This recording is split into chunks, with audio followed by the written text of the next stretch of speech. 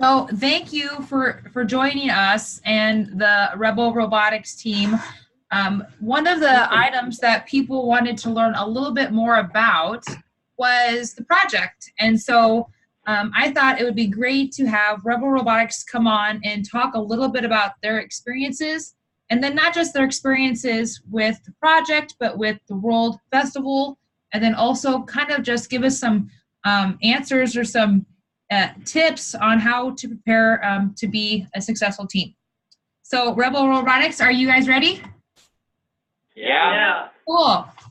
All right, so this will go this way. I'll ask you questions and feel free to chime in. So can you guys tell us a little bit about yourselves, like where you're from and how long you've been engaged in First Lego League?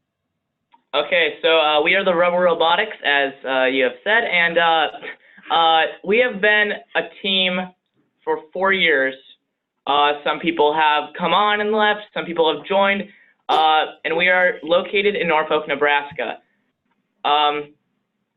I think that's pretty much as narrowed down as it can be. Yeah. So how did you actually get started? Well, we've all liked Legos, and I think it was Emmett and his dad, they discovered, it was like EV3 bricks, they figured something out. I think Emmett can probably tell the story because I don't know it, he does, so, I mean, yeah. We just found Lego Mindstorms, and we got a kit of them, and we really liked them, and we wanted to see if there were any Lego Mindstorms competition. So we found FLL, and we originally thought that it was just a Lego Mindstorm competition. So a couple weeks into the season is when we actually figured out that we need to have a project. We started out not knowing how to make the robot drive straight at all. We tried to make a robot drive and it went in some circles. That whole year was just kind of we learned a lot, and we learned definitely the most the first year. We learned a ton through YouTube. There are so many EV3 tutorials and FLL tutorials on there. That is a really, really useful place to go. Cool. So you have a team, you have what I would probably call a smaller team, right? I think you usually have typically 5 participants on your team. Is that about right? Yeah. Okay. So before I dive into that question, can you tell me what's your season like? When do you start practicing? How many days a week do you practice? Is it an hour? Is it 2 hours? What do you do the moment you walk into your practice, and what's the last thing you do when you walk out of practice?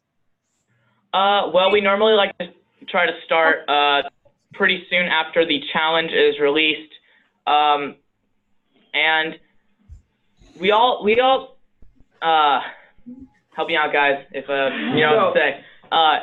We like to work to make sure that everything is equal with what is worked on.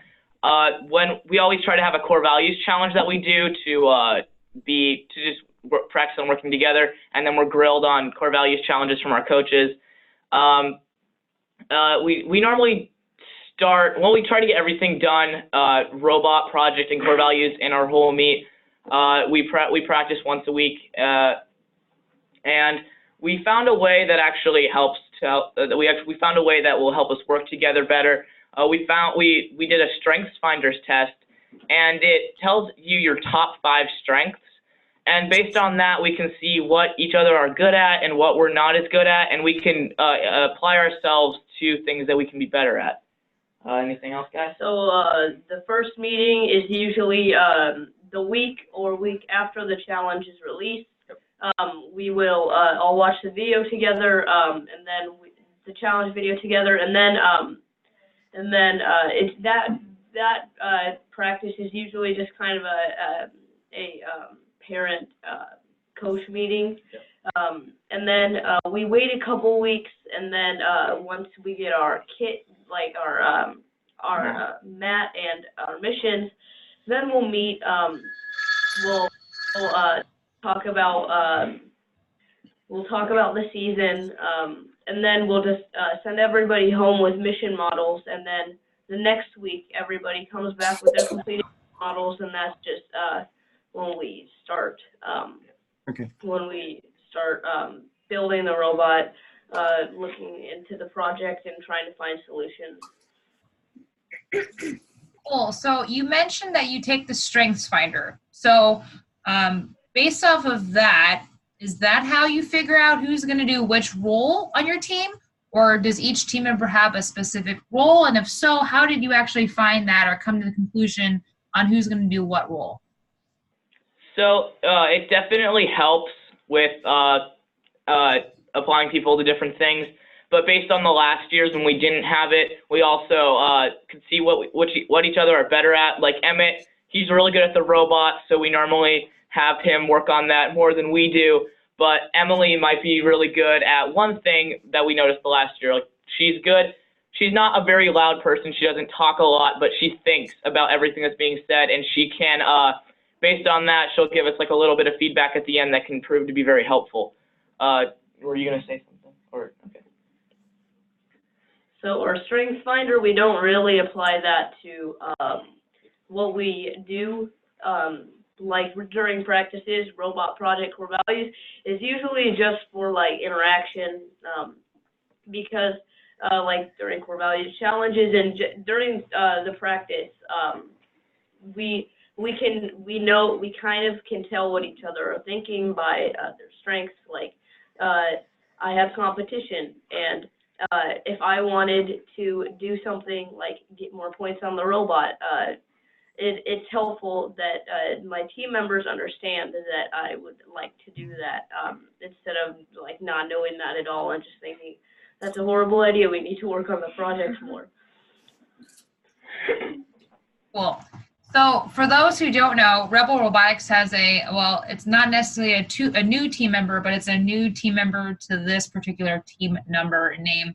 So as the newbie, like, tell me what it's like to be part of this team, because on this call right now, there is youth that are new to a team. And so tell us what it's like and how do you fit in with all this?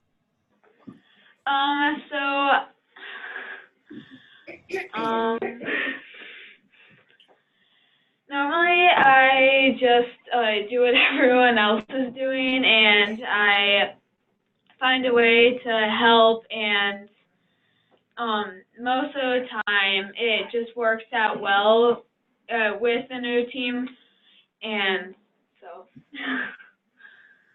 I don't know what else to say. It's probably a little bit of a challenge, right? When some of the team members have been doing it for 4 years, to come step in on the team, right? So Nick's been a great addition in terms of just jumping in on programming, jumping in a lot of neat ideas, and he's also it's nice to have him like bring some focus to the group, because we have a lot of excitement and we bounce around a lot, and one of his strengths is zeroing in and really just getting the job done, right? So he's been a good addition to the team.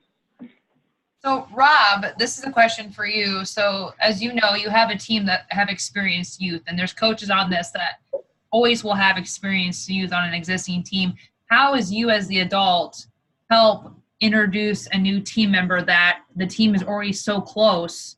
How do you bring that new youth into that team and make them feel comfortable and welcome?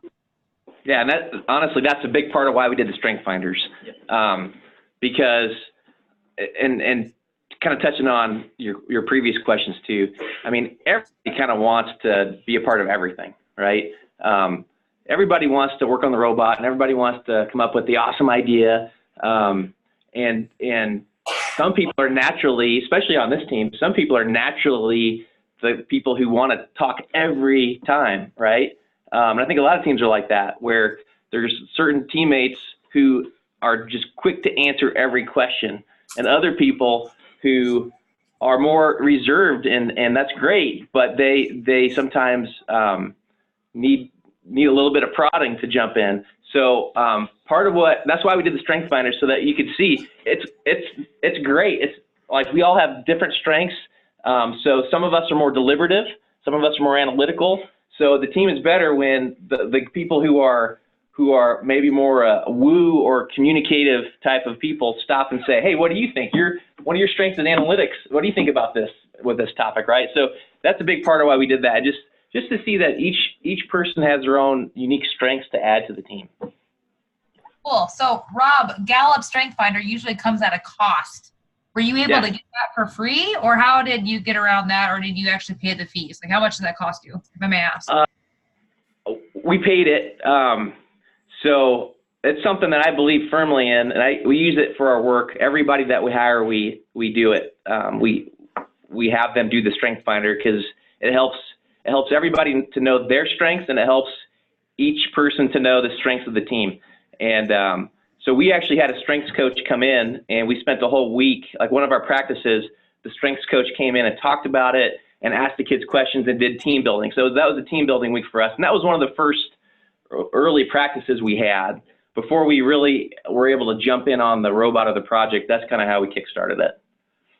So I think it's $10 a person, and it's not cheap, but I thought it's really worth it personally.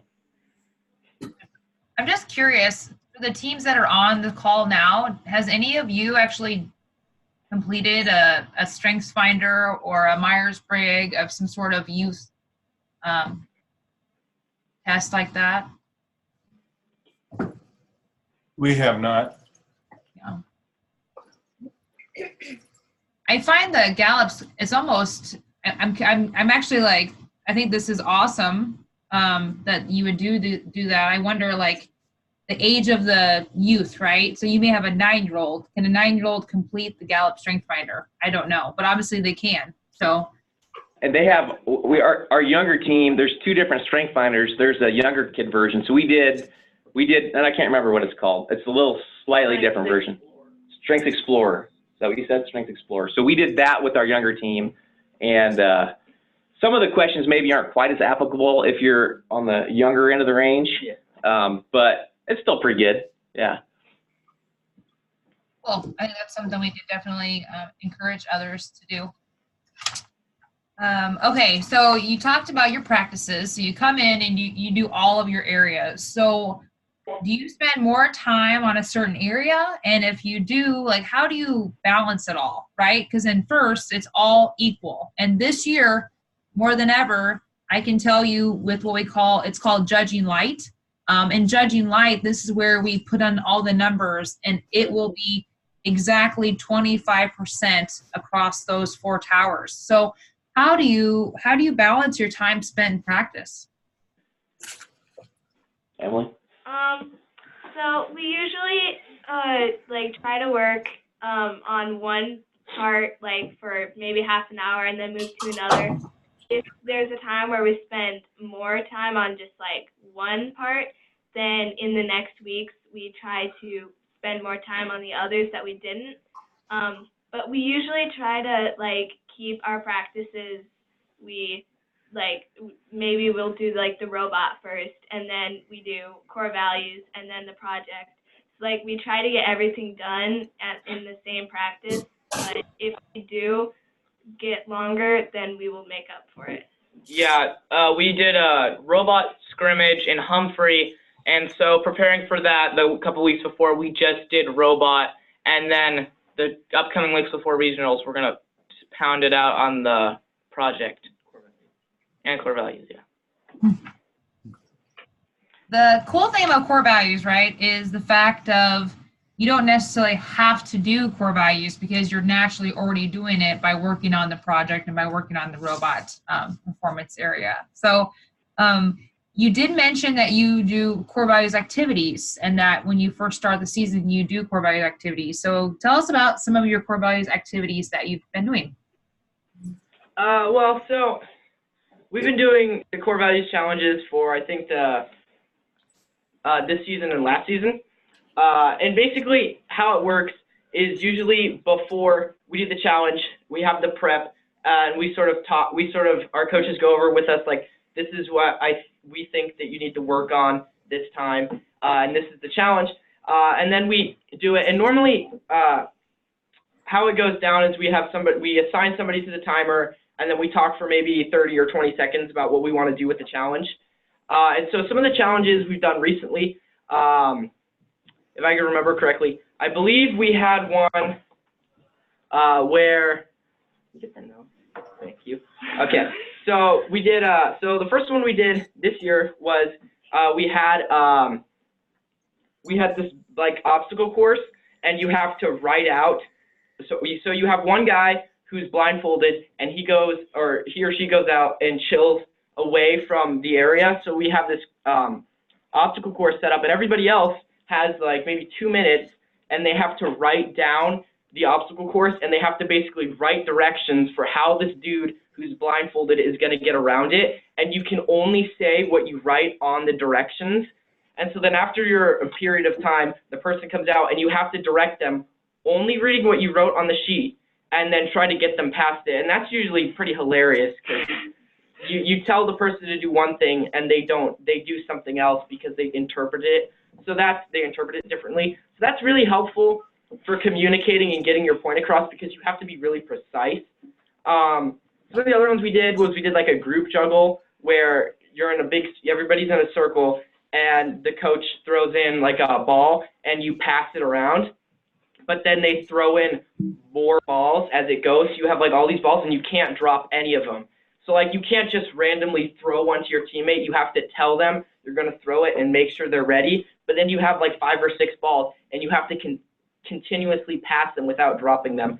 So that's really good, because you have to communicate about like, hey, I'm passing the ball to you, pass, and you have to make sure that they're ready and that you're passing it well.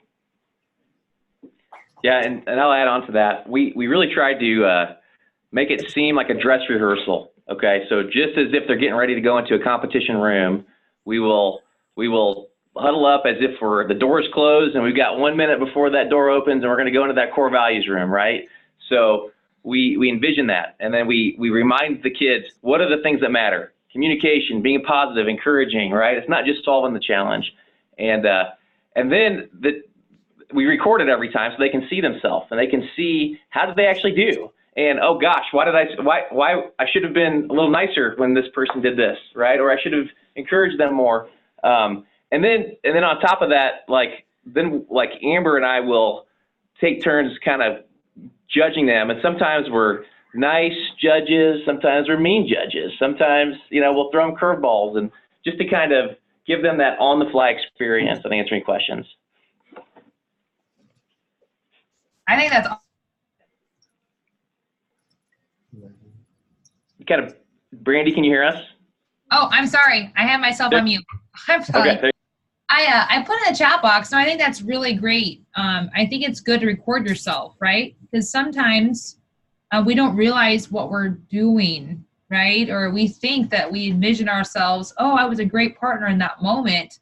But then you go back and you reread an email, or you look at yourself and you're like, wow, maybe I could have redone that a little bit differently. So I think that's a good advice, right, for those on the call or those that will be watching this, is to record yourself and see really how do you interact with each other. I also think it's great to take each core values as like showtime, right? See how it's going to be, because it'll definitely be a lot different when you get in that judging room, right? So that's awesome. That's great input. I do appreciate that, Rob and team. So we talked a little about core values. I think I'm going to go ahead and dive into the project. So this year, it's no longer called the project. It's called the innovation project. So just to clarify, the rubric will really look a lot the same, right? So you're still looking for the same areas and things like that. So the global innovation nominee is still different, still separate from the innovation project. It just has a new ring to it. This team, Rebel Robotics, was highly successful in the project area in the 2018, 2019 into orbit season. Tell us how you start from day one. How do you start the project? Well, we usually kind of just we watch the video and see what it's about, and then we kind of just brainstorm and throw out ideas. Like sometimes they're not that great, sometimes they could be really good, but we just kind of throw out the ideas, and then we'll think about it for a couple weeks. We'll try to get interviews with some experts about the solution. And so once we narrow in on what we want to solve the problem, then we'll interview more experts about how to make the project even better. Like, you need to have a good idea for the project. If you spend 2 weeks deciding, but you haven't found a good idea yet, you're toast, because you just need it. Like, all revolves around which problem you choose. So you just spend as much time as you possibly can dialing in on the very, very, very best problem. One thing we did in particular the last year and this year is really, instead of just sort of coming up with ideas off the fly right at the start, is we went in and we interviewed experts on just the theme of the season. So for instance, last year, or not last year, during the Into Orbit season, when we started out, we interviewed a bunch of experts just to sort of get the general scope, see what's out there. We browsed the internet, just sort of looking what's going on, what are some problems that we can maybe look into, what's happening with this particular theme. And that's really helpful, because when you sit down and you brainstorm, you can get some things done, but really what you need to do is you need to ask the people who are trying to solve these problems and are trying to do stuff. You need to talk to them and figure out, because that's a lot more helpful than sort of thinking, oh, maybe this is the problem, let's go check and see if it is. Actually go look and find out what the problems are, instead of trying to figure, or maybe make one up or figure something out. So why don't you guys be specific? Who do we reach out to this year to try to find a problem? We talked to firefighters. We talked to people that work at the city. We talked to somebody who works for was it Game and Parks? Game Parks. Is that it? I mean, no. I mean, we interviewed more people, but those are kind of the first people we interviewed. Those are the first people. Yeah. Drone pilot. Yeah. So we to add on to that, we worked really hard to find a real problem. Okay. We wanted to really solve something, and we really want to make something. So it is actually kind of crazy, because we had to work really hard to find a problem. Like, most people we talked to didn't even have problems. Like, come on, guys, you got to have problems, right? So we spent probably 4 solid weeks finding a problem. And then once we found the problem that we wanted to solve, then we interviewed more experts on that. So I guess our approach, we take 2 approaches. We're genuinely curious people. We kind of think of it as if we're an investigative journalist, okay? And we want to interview as many sources as we can, and we want to dig in as deep as we can. And then once we all, at the beginning we had 4 different people we talked to, we all needed to come up with a consensus. What are we passionate about? And then agree to something, and then full court press, let's research that, right? So we're going to divide up how we're going to research it, and then we're going to start getting more experts in that one area. Because we're not experts. We don't know anything about this stuff, right? So the best way to learn is to get the experts on your team. So that's really the key for us. And what I find the easiest way to find experts is to see if you just have family members or people that you know that can help. Several of the people we've interviewed, last year even, we interviewed somebody we knew really closely. So that's always, if you can find people that are in your family or that you know really well, that's always really helpful. Well, I have to tell you, the way your team is designed, you have access to meet outside of school, right? So for our teams that are in the school base, it may not be as easy for them to hop in a vehicle and go to a job site or a company. So have you done a lot of phone interviews? Have you done a lot of Zoom or Skype meetings, or what are some options for those teams that don't have easy access to meet outside of the school? We usually, actually this year was our first year of doing interviews where we actually go somewhere. All of our other interviews from previous years have just been phone interviews, and we've done like 3 phone interviews this year, and then the ones before we knew what our problem was, so we just went there. And that's probably the biggest progression that we made from year 1 to now. Year 1, it was go to Google, right? That was it. Go to Google, research it, maybe YouTube, and then as we've gotten more experience, and last year we had some success. It's all about finding real experts and talking to them in real life, whether it's over the phone or whether it's in person. And over the phone is great. And genuinely, once you find people that get what you're doing, and it's a robotics team, and you got a bunch of kids who are passionate, it's amazing that they're all in. Even like people who are really high-ranking people at companies that don't have time, find time because they think this is so cool, you know? And a lot of engineers, like we talked to one guy recently who was like, I think it's so cool you guys are studying this. Nobody studies this, right? Because it's such, our project is kind of a quirky thing. So they all want to help, you know? So it's neat once you get those guys on your team. Okay, so you've met for 4 weeks, you've come up with an idea, you've started interviews, then what do you do?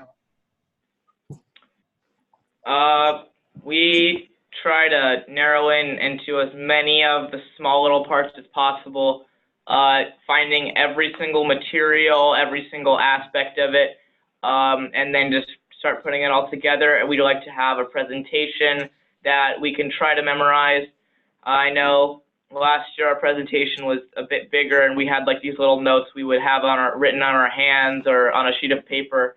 But yeah, just once you have the basic stuff down, you just want to narrow it and just get it really, really good and everything, just that you know everything about what you're working with. Yeah. This year we split into we just split into kind of teams. Our project is really, really broad, and instead of everybody doing one thing at a time, him and I are working on one aspect. He's working on one aspect, and they're working on an aspect so that we can get more work done. Yeah, if you have, at least 4 team members, you can split into groups, and you'll still be working together, but you get stuff done faster. Cool. So you've split it up into groups. Have you created a prototype already for your project for this year? Going to. We are going to. We're starting to collect the materials. Yeah. Okay. So I will say for a lot of successful projects, those teams that are successful in that area, they typically have a prototype. Okay. The teams that are on the call now, it's not required to have a prototype, but I can definitely tell you it's part of the implementation process. So I'm assuming Rob's and team's going to have this prototype. When you create the prototype, what's your next steps for implementation? After we create the prototype, we think of what machinery might be able to be used. We think, well, the way we built our prototype, we kind of figure out what was bad about it, what was good about it. We kind of use that. We just find that out by like how much of an inconvenience it was to build it, or how if it didn't work perfectly every single time. Show it to you. We have slides of actually prototypes we could show. I think what a lot of teams tend to overlook is the cost and efficiency, because like last year, one of the things that I think we really nailed it on was nailing it down and making sure we only had what was absolutely necessary on it, because our original prototype for our Happy Hair Hat, which was our project last year, had like all this stuff all over, and we wanted to have like, yeah, right there, like we had all this crazy stuff going on. And then we showed we brought it to regionals. We brought that prototype that you see right there to regionals, and then I believe there was we talked to this one guy who was at regionals. What was Terry Nienauber, and we talked to him about it, and he said, and since we were designing, last year was into orbit, so we were designing this for space, and since it's going to be, since it was going to be up in space, you really, whatever you have can potentially break, and so you have to be able to fix that. So that means putting in complicated and basically unnecessary things is a huge waste of money, because there's a lot of stuff that goes into designing things for space. So after we interviewed Terry Nienauber, we sort of looked at it and said, okay, what don't we need? And as you can see, the final product, we lost quite a bit of stuff. And most of what you see isn't even the actual product. It's just accessories like the soap and the bag of clean water. All that the thing really was just the hat with the pump to inflate it, and that was it.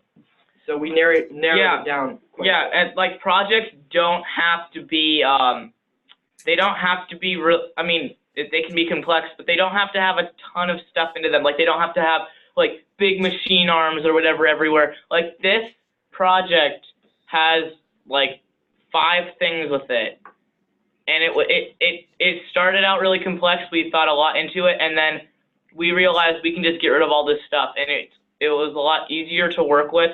We even tried it out, and it's not hard to do or anything. Yeah, and adding to your point, one of the best parts about the prototypes, it makes it real. It makes it real for the team. The team can try it. You know, it's not theoretical anymore. And now it's not perfect, right? Because it's something we made, and we're not professionals at it.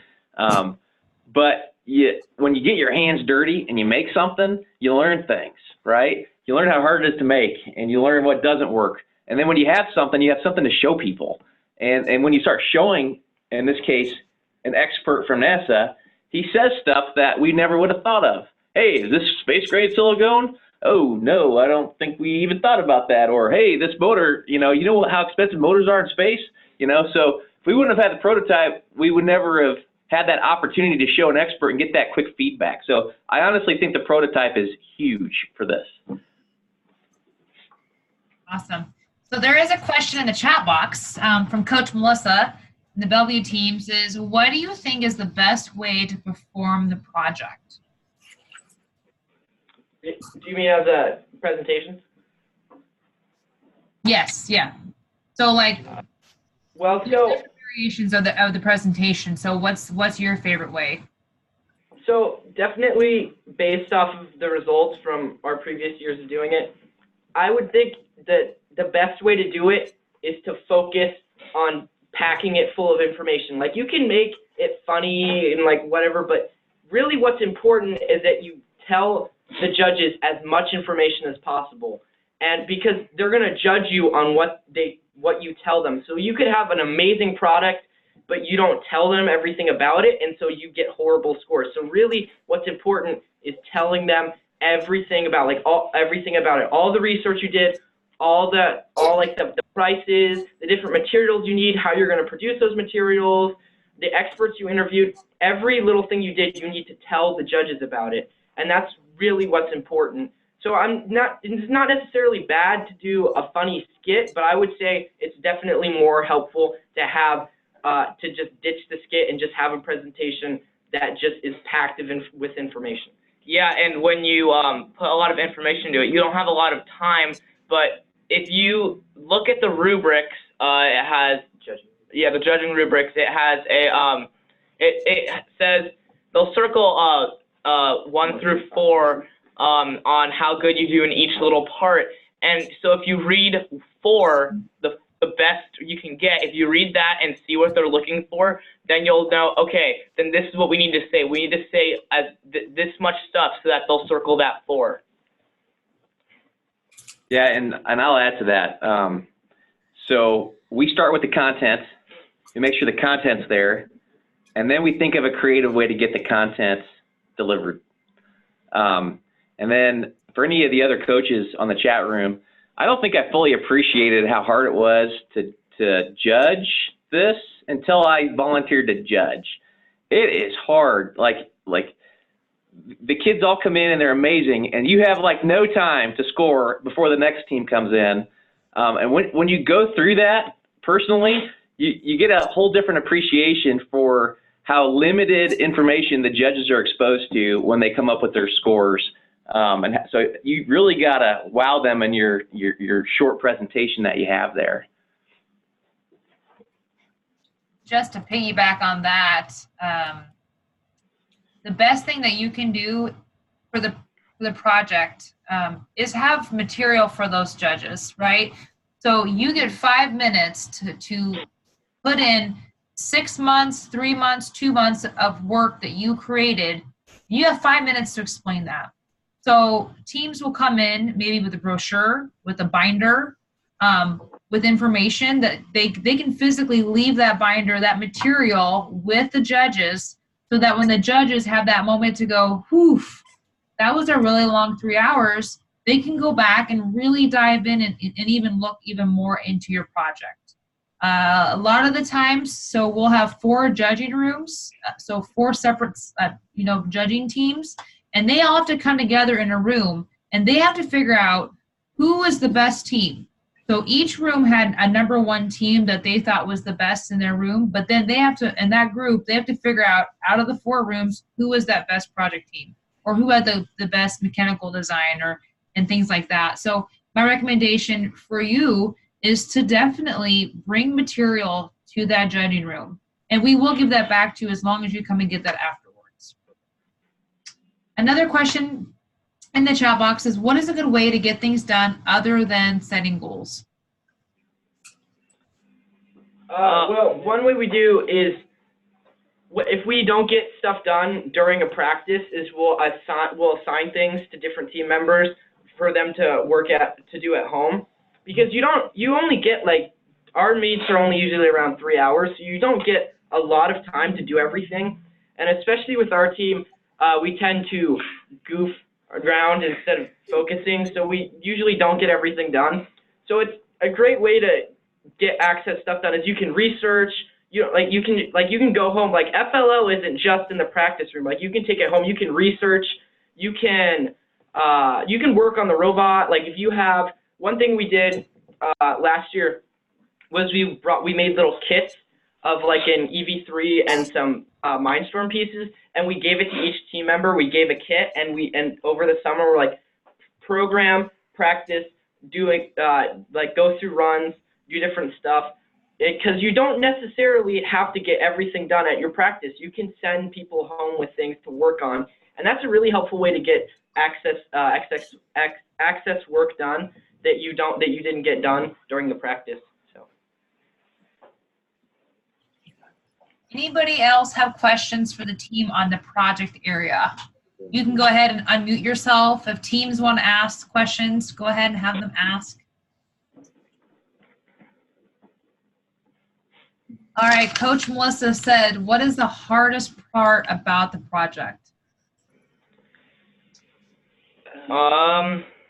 Probably coming up with a problem would be the hardest thing. Yeah, there's a lot of stuff you can do for projects. When you go to the competitions, you see stuff that you maybe didn't even think about, and you want to have a good project. It's definitely hard to find something good to go focus on. And we also felt this year that we had a lot of interesting ideas, and then we went and researched it, and almost like our first 5 ideas, somebody already had a solution for. So trying to find something unique that we can innovate around was really hard for us this year compared to previous years. Rob, we have a question for you. Sure. Is it by design that you keep your team 4 to 5 members, 4 or 5, a smaller team like that? Yes, it is. Yeah. So okay. We have, so we love all these kids, right? And they're all amazing, but they're not all very focused. And we actually, this year we have 2 teams. So we do we try to keep them on separate floors of the house, because when they're all on the same floor, there's usually a sword battle or something that ensues. So we just feel like 5, maybe 6 is kind of the magic number. Less than that, like, it just gets tougher when you have a bigger group because everybody needs to participate. And it's hard for everybody to participate when the group is big, you know? So every year, if we could stay this size or smaller, that would be what I would recommend. Now, it's not always possible to do that. But you just do the best you can do. I remember our second year, we had like 10 team members, and it was hard. Like when you get a question asked by the judge, you're looking around, and everybody, you're like, who wants to answer this question? Like, it's hard to work with more people. Even being a team member, it's probably even harder when you're a coach and you're trying to get them all to do something.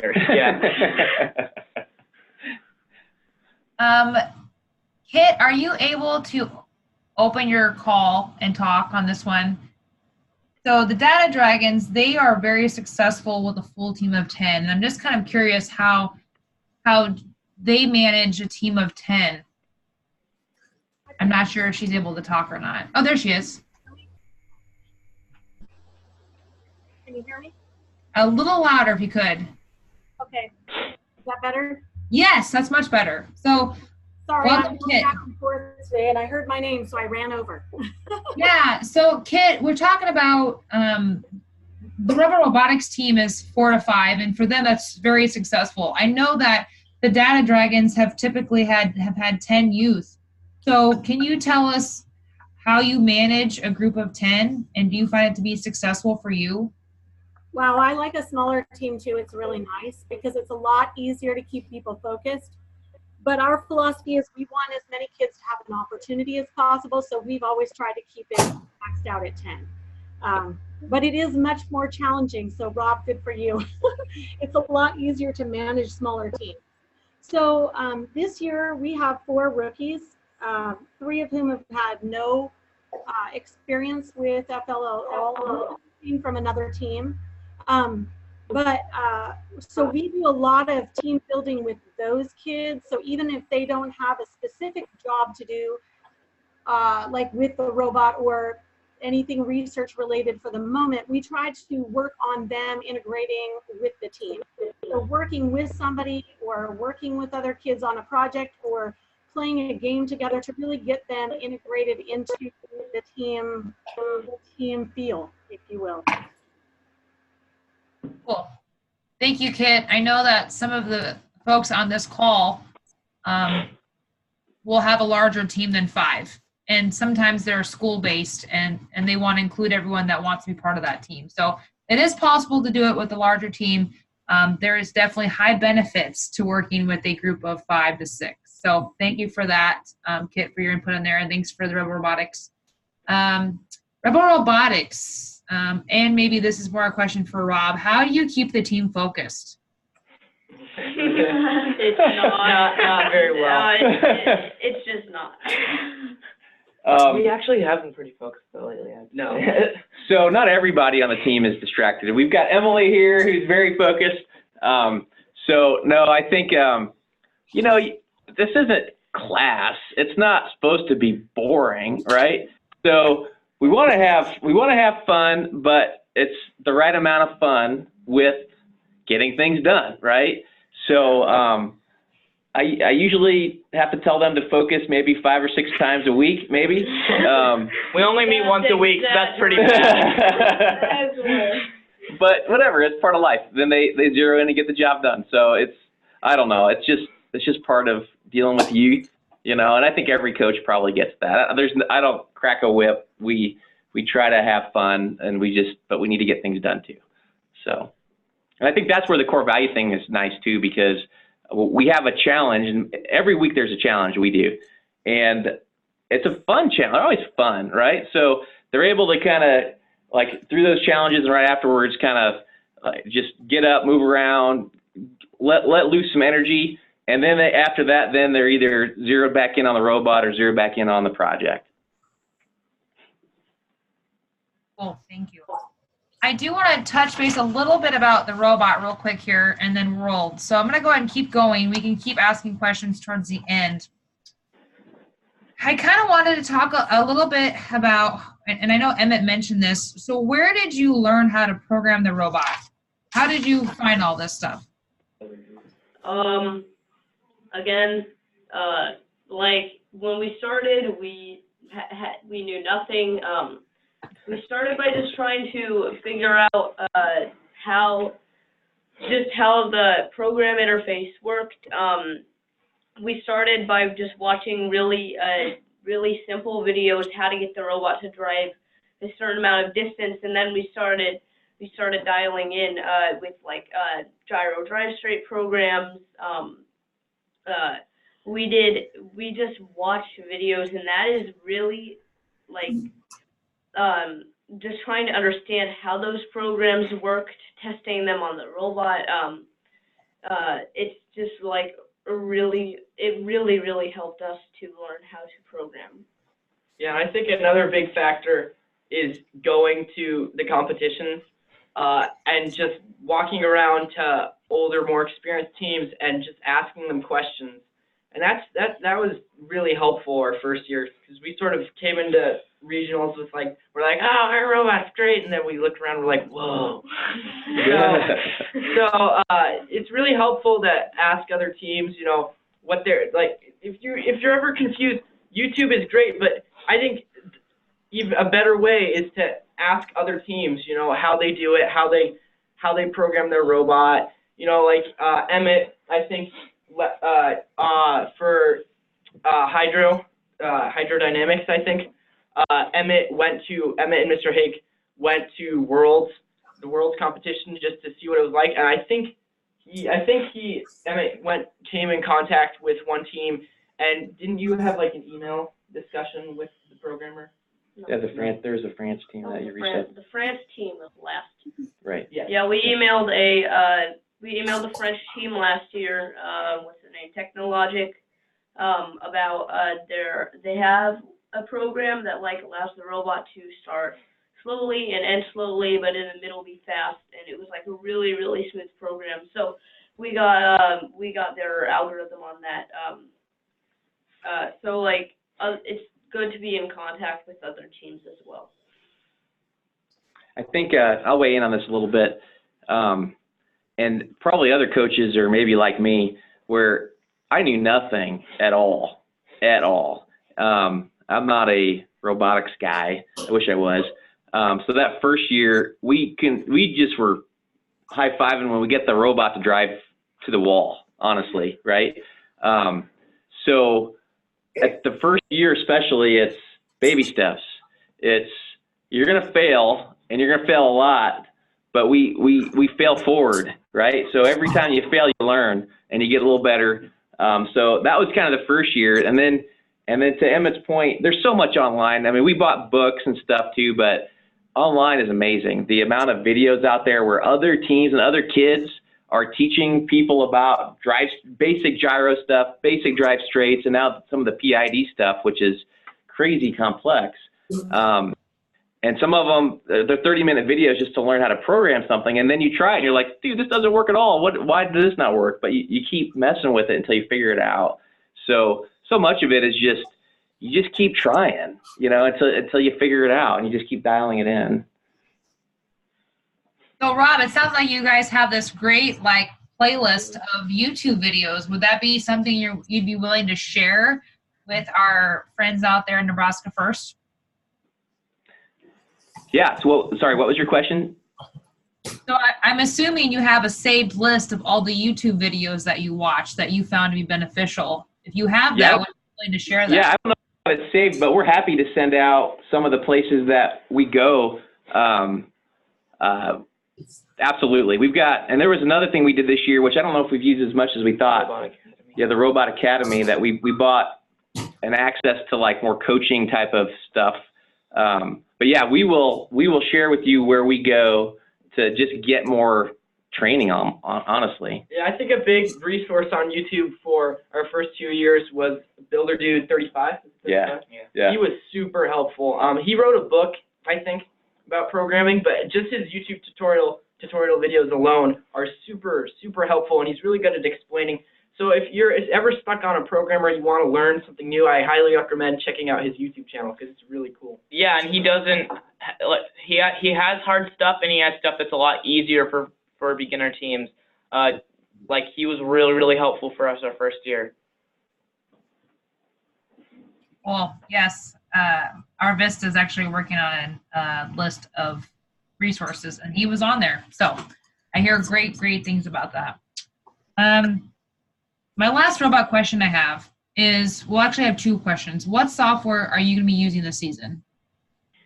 We use EV3G every year. It's just the standard one. We just find it better to just use what everybody else is using so that we can watch tutorials. We still watch tutorials. And then it's what the judges see all day, so they kind of gain a little bit of an understanding, and it works just fine.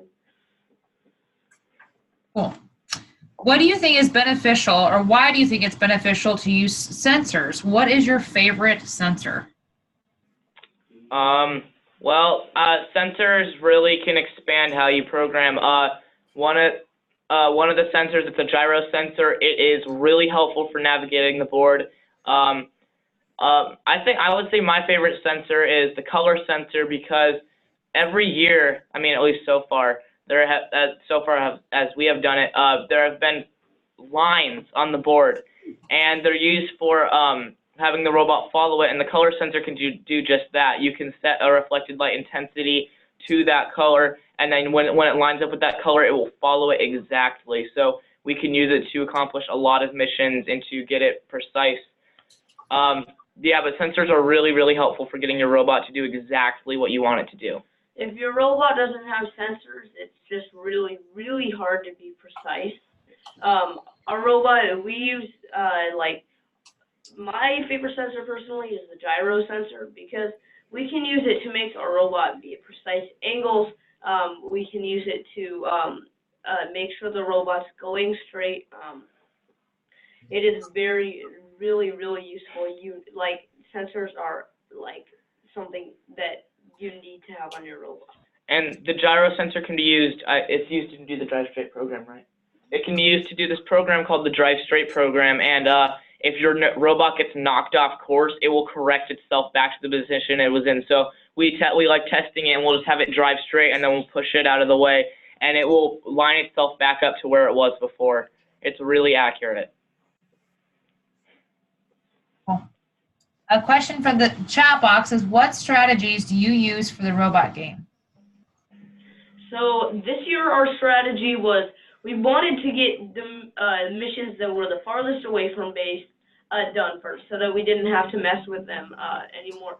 And we also only wanted to do one trip to the end of the board, because it takes more time to get to the far end of the board than to the missions that are close. So we decided to do all of those first. So we did the swing, the elevator, and the steel tower first, and then we just did the traffic jam, just to get that out of the way, because if we're going to go over in that direction again, we kind of need to have the traffic jam there, let the traffic jam lifted. And then, like, our third one, this is our strategy right now.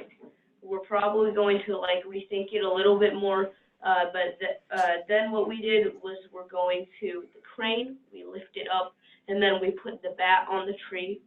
And then the fourth one, we put every single cube inside of the red circle, and then after that, we just go put 2 blue cubes in the tree, and that's what we have so far. But it's just, you think about the missions, think about which ones you're going to have to go back to complete. Think about which order is going to be the best. If you're going back to the same place twice, you might want to consider, instead of doing that, doing both of those missions that are in roughly the same place with the same attachment. Also think about which missions you can use also think about which kind of attachment you can use to do the different missions. This year we figured out that every single mission can be completed with a mechanism that just lifts an arm up and down. So we have a rack and pinion system in the front of our robot that's permanent. And then we just attach small attachments. Yes, it's the orange thing in the front. But then we have these small attachments that can be lifted up and down by the robot. And that's how this year we kept all of our attachments small enough to fit in the small inspection area as well. Like, just try to think about every single aspect. I mean, I think so often about, like, what ways could we change it? Which ways could we add more points? Which ways could we knock off a little bit of time so that we have time to do another run? Cool. Was the Gyro Stray program from Builder Dude 35? The drive straight. No, We are using that. No, but is it from Builder? Yes, the Drive Straight program is from Builder Dude 35, but now we kind of just go off on our own a little bit on that. We don't use the same values that he used, but yeah, the general program is from Builder Dude 35. Cool. Any questions for the group about around the robotics? I'm sorry, the robot design and programming areas. I think, Dean, do you have some questions? No, I don't have any questions, but I do have my team is leaving because they're done for the night. I'll still be here. All right. Thanks, Pioneer Bots. Yep. Purple and gold. We'll see you soon. Bye.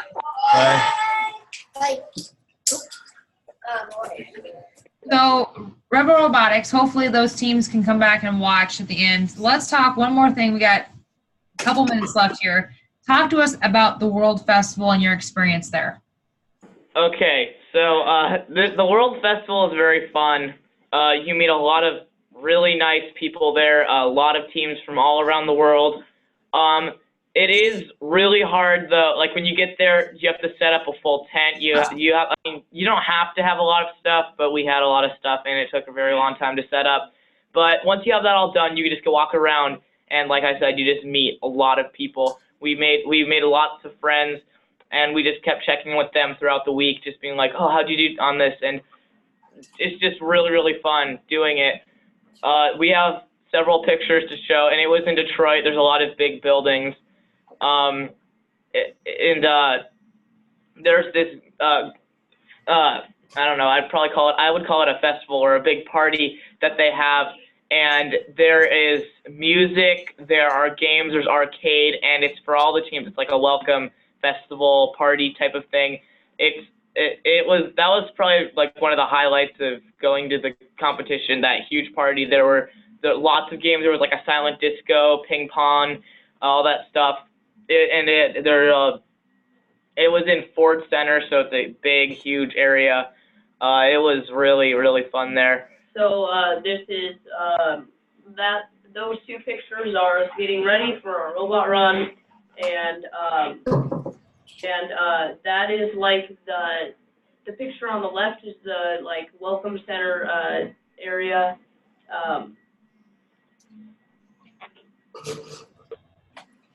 So one of the things at the end, which I enjoyed, was when you went to get your medals and you were able to meet some of like the people who like ran it. And then after you got your medals, everybody would just line up and you just run along this line and high five everybody. And afterwards, your hands were a little sore, but it was definitely fun to be able to like congratulate these people while they were congratulating you. Yeah, there's something to say when you go into this building, and it's a cool experience. The building's great, but the highlight are the kids, and they're all so friendly. And you walk through and you meet them all, and it's almost like you almost wish you weren't doing well at the competition so you'd have more time to walk around and meet people. But like just the talent, and like when you think about when you're high-fiving like 1,000 kids' hands at the end. It's like each of these kids are so talented, and these are the best of the best in the world, and it's just kind of overwhelming. And just everybody's so positive, and I don't know, it's just there is no experience like it that we've ever had in our life. So, you know, we hope everybody get a chance to do something like that. Yeah, and at the end, it's the last day, and they're giving away the awards. And when they give away the awards, there's like a big screen, and they'll say the award goes to, and then the name will come up, and then like there's lights everywhere and really loud music, and it was really, really a really fun experience doing it. And you run up there, you get your award, and they'll take a picture, and then after that, it's just all done, and you're like, wow. That went by quicker than I could even imagine. I have to admit, so I knew the Rebel Robotics was receiving an award because I was a head judge in the project area at Worlds. And so I knew that they were going to be receiving it. So I had like that goosebumps of like, oh my gosh, this is really happening right now. And I was so excited, let me tell you, when they could announce your name. So I hope that every year that a team from Nebraska will be able to run up that stage and experience that same moment that Rebel Robotics did. So I wanted to ask, so what was the highlight? I know one member said it was the party, right? I want from each team member, what was your highlight? For me, can you go to the picture with the Nebraska flag and the robotics? For me, it was, so you can see me, I'm next to Brandy. The highlight for me is I'm our mascot, so I get to dress up as a penguin when we go to the competition. So the highlight for me was walking around in a giant penguin suit, and it's like I'm this awesome, like everybody I meet like high fives me, and like everybody wants to take pictures, and for me it's just like everybody there, like it's so cool. Like we get there's this team across from us, and we've never met them before, and then like after like an hour of being at the competition, we're talking. They're from over in Europe, and we're talking, and we go on our phones and we're looking like where they live from like satellite imagery, and like it's so cool to get to meet all these awesome people, and just like, oh, it's so cool. And there's like, it's just like a big gym, and you see all the flags, and you walk around with all these tents, and you get to meet all the teams and like see all their projects and the robots. And it's just a really cool experience to see all these other kids who have been working on like the same thing. So it's really cool. And go ahead, Emmett. My highlight was doing the robot because I love the robot so much. It was really, really fun to get to do it there and see all these teams with these really, really, really cool robots. And we did pretty good. We got like 30th out of 110, which was good for Worlds. I know I said one of my highlights was the big party, but now that I'm thinking of it, I remember one of the teams, one of their, like you have stuff out on your table that people can take, and one of their things was a deck of cards with their name on it. And then I like doing card magic. I'm a magician, so I was going around just doing street magic for people, and like they were all freaking out. They're like, "What?" And I loved the reactions from it. I don't think you could get better reactions, because these kids are actually like there to yeah. They're there to meet other people, and I remember there was one team across from us, and I kept doing magic for them, and they were like, "What?" One of the highlights for me was just being able to meet people from just all over the world and being able to talk about like their life, and they were interested in ours, and just it was kind of inspirational just being able to talk with them.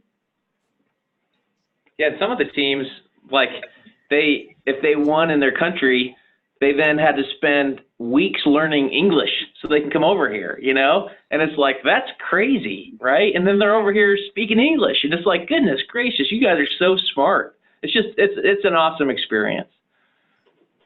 All right. What would you have done differently?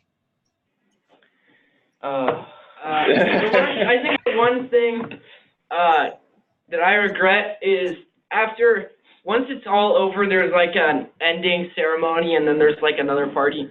And we skipped that because we were tired and we wanted to go home. I think that's like the one thing I regret, because it's nice, like everybody, you're in, like you're with everybody, and we went to a roller skating area, and it was fun, but I think that's like the one thing I regret is that we didn't end it with the ending ceremony, because it's just, I think there was going to be, the guy who founded FLL was going to give a talk and stuff, so I kind of regret, because going to Worlds is like a one-time experience, so that's like the one thing I regret is that we didn't get to end with that ending ceremony.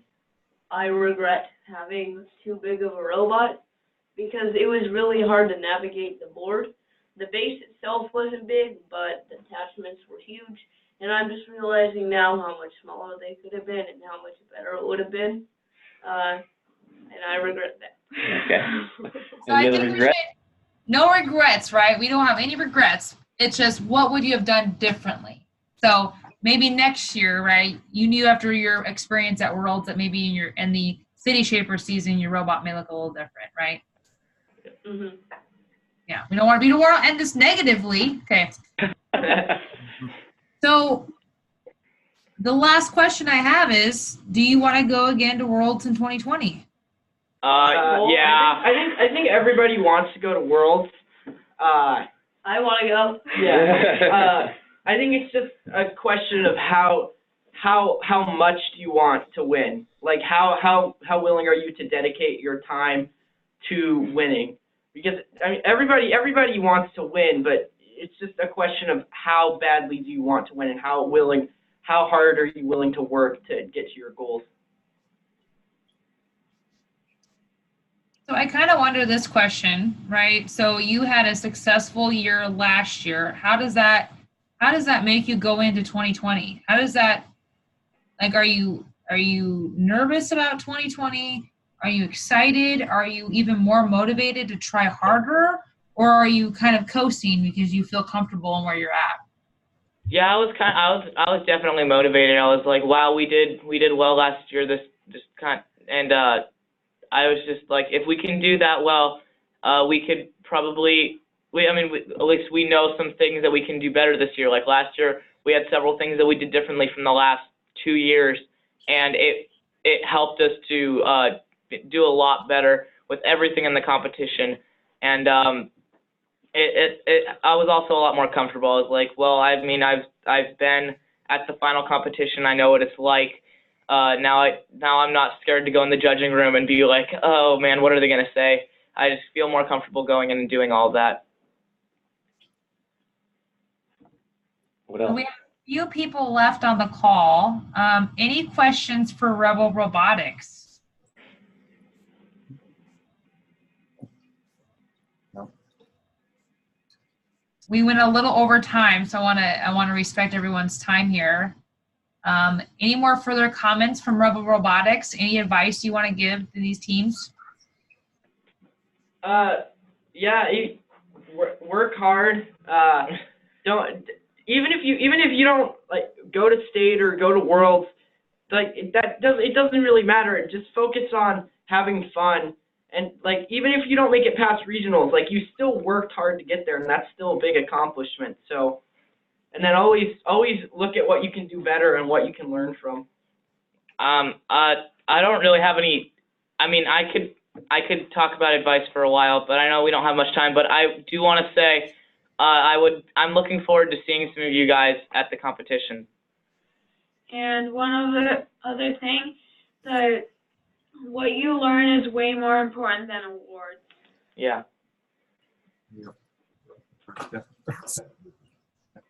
Coach Rob, do you have any lasting words?